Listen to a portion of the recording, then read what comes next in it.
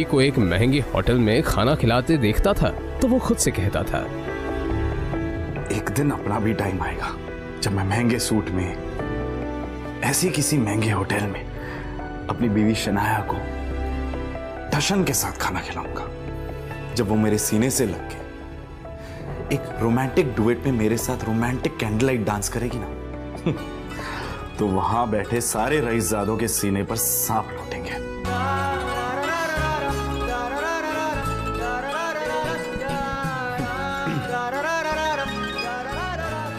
जरूर शनाया ने बहुत विश। आहान चौंक कर उठ खड़ा हुआ। मोबाइल स्क्रीन पर देखा तो शगुन का फोन था।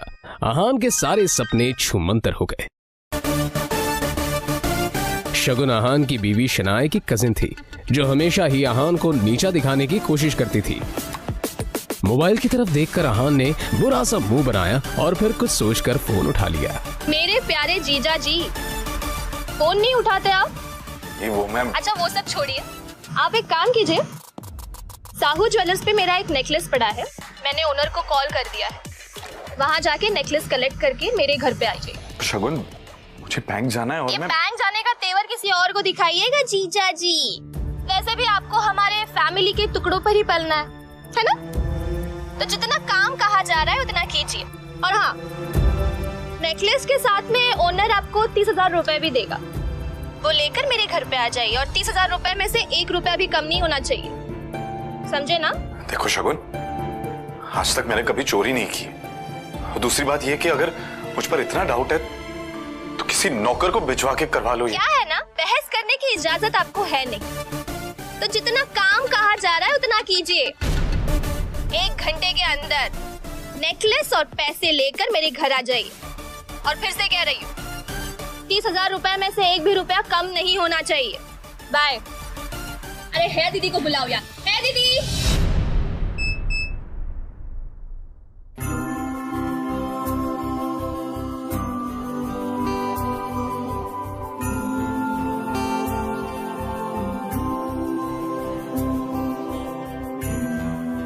जल्द ही आहान फ्रेश होकर बाथरूम से बाहर आया और जल्दबाजी में अपनी अलमारी की तरफ बढ़ा जिसमें 2 जोड़ी पुराने कपड़े रखे थे।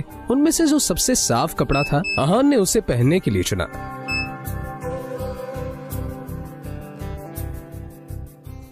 तैयार होकर वो बाहर निकला और जैसे ही सामने देखा तो उसकी सांस यामिनी गिल अपनी कुछ सहेलियों के साथ रमी पार्टी में व्यस्त थी। तभी यामिनी जी की एक सहेली ने अपने सैंडल की तरफ देखकर कहा, यामिनी, ये देखो ना, तुम्हारे आते आते मेरा बेल्ट टूट गया चप्पल का। अब मैं घर कैसे जाऊंगी? अरे इसमें टेंशन लेने वाली कौन सी बात है? तुम पार्टी एंजॉय करो, मैं नौकर से कह दूंगी, वो ठीक करवा कर लाएगा। ना ना, मैं नौकरों पे भरोसा नहीं करती। मेरी चप्पल महंगी है, तू एक बार टूट गई चप्पल तो मैं दोबारा पहनती नहीं हूँ। लेकिन क्या करूँ, घर भी तो जाना है ना। आहान उस तरफ से निकला ही था जब यामिनी जी की नजर उस पर पड़ गई। डोंट वरी, नौकर नहीं है, नौकर से थोड़ा ऊपर ही है, वो तुम्हारा काम अच्छे से करेगा। आहान सुनो, ये चप्पल लो और उसे ठीक करा कर लाओ। तभी यामिनी जी की सहेली ने कहा, यामिनी, ये सब काम दामाद से अच्छा नहीं लगता। अरे तुम इतना टेंशन क्यों ले रही हो? वैसे भी इसे ये सब काम करने में बड़ा मजा आता है। तुम लोग को भी कोई काम हो तो बता दे रहा।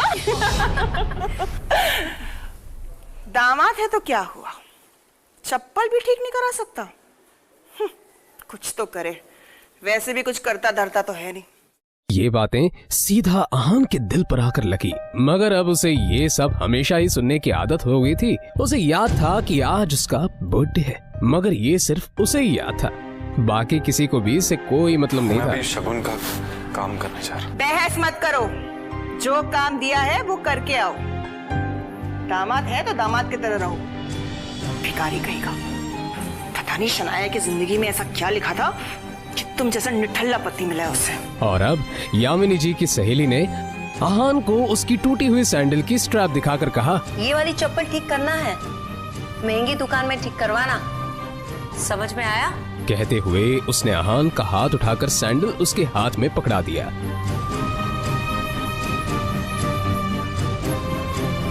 ना चाहते हुए भी आहान को यह काम करना ही पड़ रहा था।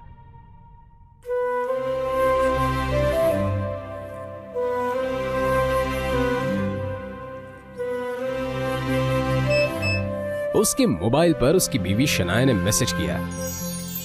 ये मैसेज पढ़ते ही अहान के होठों पर एक स्माइल आ गई और उसकी पूरे दिन की टेंशन जैसे गायब ही हो गई। आज पहली बार शनाया ने उसे ऑफिस बुलाया था। एक वही तो थी उसकी जिंदगी में जिसकी मुस्कुराहट देखकर वो खुद को जिंदा रखता था। शनाया का चेहरा देखे बिना अहान को चैन नहीं मिलता था और उसके बस में होता तो शनाया की हर एक खुशी के लिए खुद को लाखों बार कुर्बान कर देता। रास्ते में अहान को एक फूलों की दुकान मिली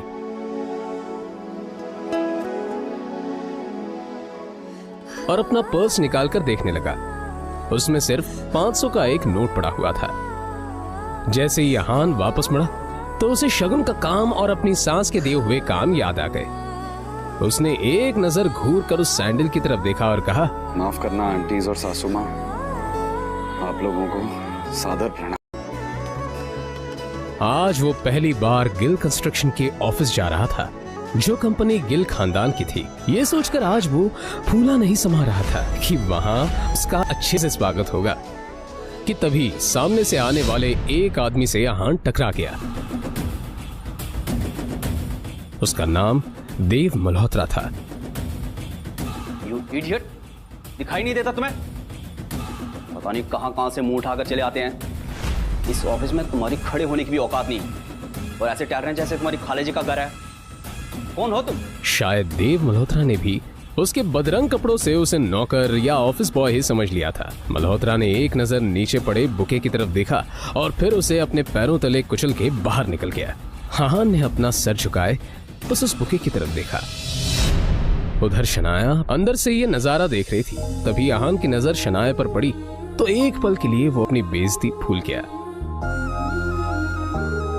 और वो शनाया के केबिन में दाखिल हो गया। वो शनाया की तरफ बढ़ा। अब जाने भी तो शनाया, जो हुआ मेरे साथ वो हुआ और तुम इतना टेंशन क्यों ले रही हो? जो बात गई वो बात गई। तभी शनाया चीखते हुए बोली, दूर हटिए आप मुझसे, दूर हटिए। आप चले क्यों नहीं जाते मेरी जिंदगी से? नर्क बना रखी है मेरी जिंदगी। अहान को एकदम से झटका सा लगा। वो खुले मुंह से शनाया की तरफ देखता रह गया। तभी शनाया आगे बोली, पता नहीं कौन से बाबू की सजा मिल रही है मुझे। नहीं, आप चाहते क्या? पापा ने हम दोनों की शादी जबरदस्ती करवाई थी, वरना आप तो कभी मेरे लायक थे ही नहीं। और आज भी आपको पति कहते हुए मुझे शर्म आती। अरे आज वो ड्राइवर नहीं था इसलिए आपको बुला लिया, पर मुझे क्या पता था कि मेरा पति इस काम के भी लायक नहीं है। यहां आकर आपने मेरे सबसे पुराने क्लाइंट मिस्टर मल्होत्रा को नाराज कर दिया है। अब कैसे होगा काम मेरा? आंखों में आंसू लिए शनाया ने आगे कहा, मैं जहां पर भी जाती हूँ आप मुझे बेइज्जती के सिवा और कुछ नहीं दे सकते। सिर्फ एक बदनुमा दाग बनकर रह गए हैं आप मेरी जिंदगी पर। इतना कहकर शनाया केबिन के बाहर निकल आई। तभी रास्ते में पड़े बुके की तरफ देखकर शनाया ने कहा, क्या है ये सब? क्या गंदगी फैला रखी है यहाँ पर? फेंको इसे डस्टबिन में। फूल को अपने पैरों से कुचलते हुए आगे बढ़ गई।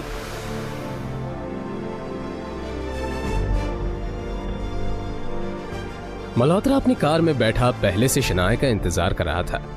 फिर अहान के सामने ही शनाया अपने क्लाइंट मल्होत्रा के कार में बैठी और बिजनेस के सिलसिले में वहीं से जा चुकी थी।